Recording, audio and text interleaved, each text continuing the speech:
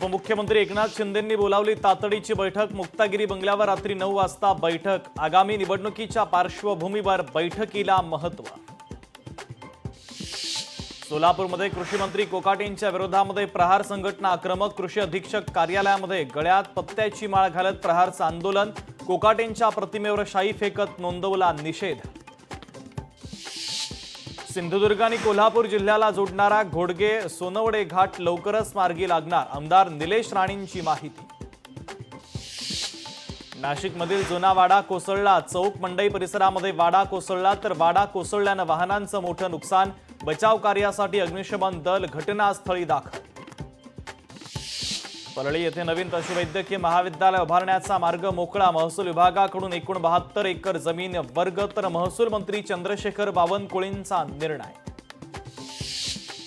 सानपाडा येथील मैदान वाचवण्यासाठी स्थानिक आक्रमक। नवी मुंबई पालिकेच्या निर्णयाविरोधात स्थानिकांचं जन आंदोलन। मैदान वाचवा कृती समितीच्या वतीनं जाहीर निषेध। पेणजवळ जेएसडब्ल्यू कंपनीच्या विस्तारित प्रकल्पाच्या विरोधात स्थानिक आक्रमक। विस्तारित प्रकल्पाच्या जनसुनावणीला विरोध। कंपनीच्या प्रदूषणाला स्थानिक वैतागले।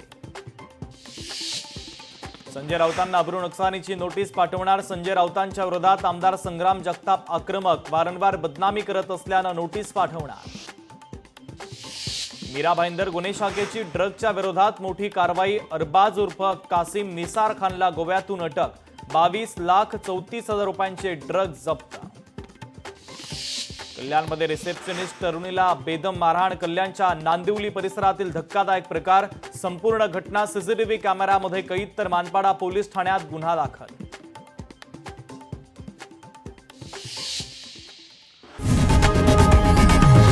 लोकशाही मराठी ऐका, पहा, जागरूक रहा।